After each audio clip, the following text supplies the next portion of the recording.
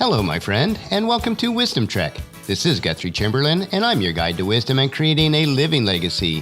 Thank you for joining us for our 7-day-a-week, 7 Minutes of Wisdom podcast. This is day 300 of our trek, and yesterday we compared the trails of inheritance versus legacy. We discovered that although many people think that they are the same, there are distinctive and important differences between the two. We have crossed over the 300-day milestone, and we are excited as we continue toward completing our full year of Wisdom Trek. Thank you for coming along with me each day as we explore and consume the small nuggets of wisdom. These bits of wisdom help us to live a rich and satisfying life while creating our living legacy. While some of the daily treks are a multi-part series, you can join us at any time and start along with us from that point on. If you would like to listen to any of the past episodes, please go to wisdom-trek.com to listen to them and to read the daily journal. You can also subscribe to Wisdom Trek at iTunes, Spreaker, Stitcher, SoundCloud, and Google Play, and by doing so, each day's trek will be downloaded to you automatically. We are recording our podcast from our studios at the Big House in Marietta, Ohio. We have been observing our pair of hawks daily, and we've settled on that they are the red-shouldered hawks because their coloring and their calls.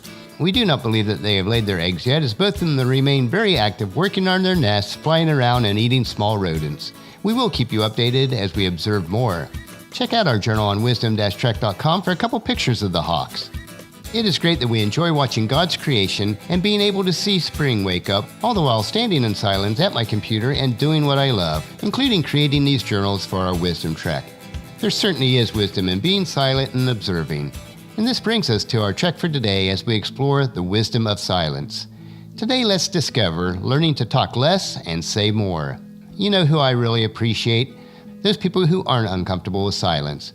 Those people with whom I can sit at the table and have a delicious meal and not feel uncomfortable when none of us has anything really to say.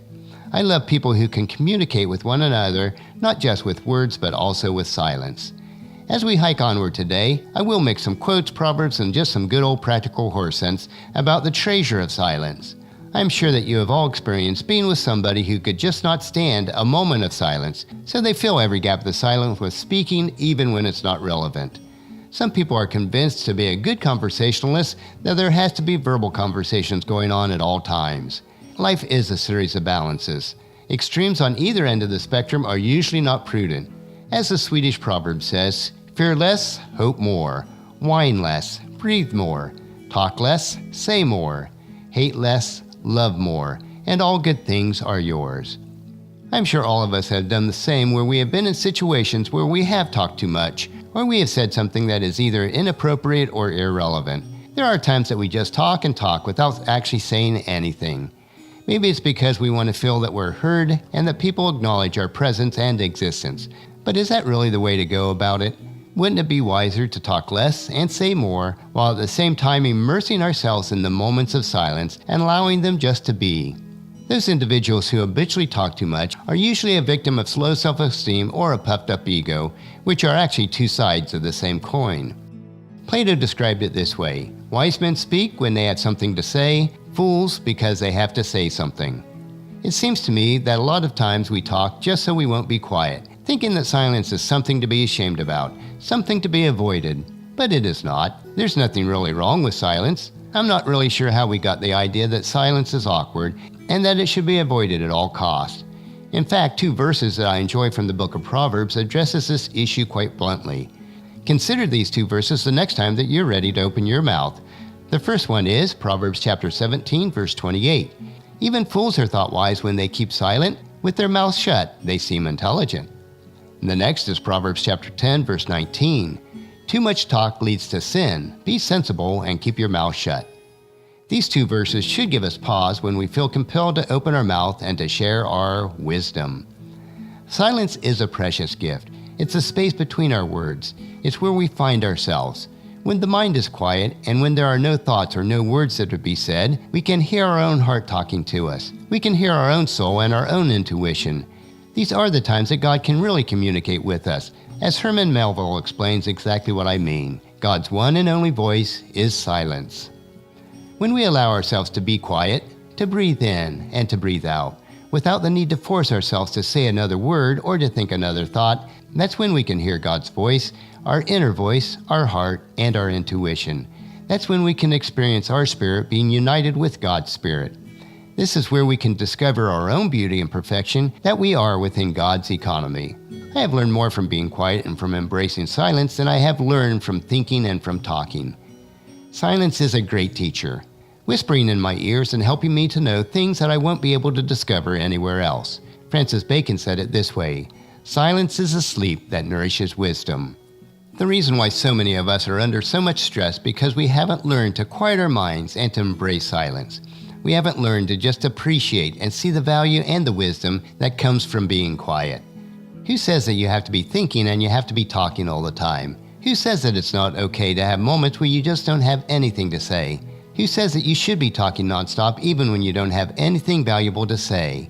The Roman poet Ausonius said, "He who does not know how to be silent will not know how to speak." So let's learn to talk less and say more. When you use words, use them because they will brighten somebody's day and because they will teach and impact people with something valuable. Don't use words just for the sake of using them. Use them because you have something impactful to say.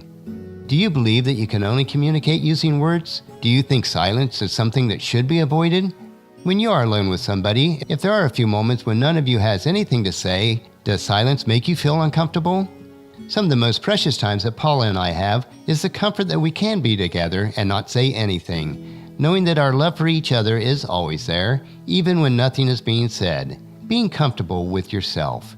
As we continue on our wisdom trek each day, take time to be silent and reflect on life. Remember that God spoke to Elijah in a gentle whisper.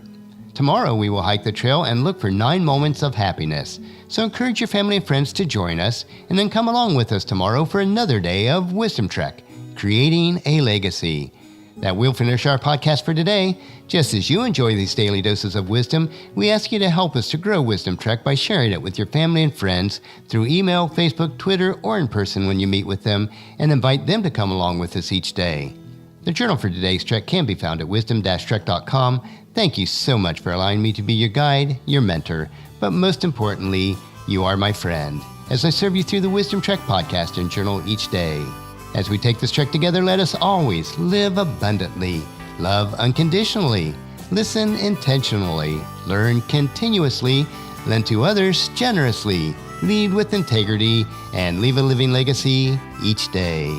This is Guthrie Chamberlain reminding you to keep moving forward, enjoy your journey, and then create a great day every day. See you tomorrow.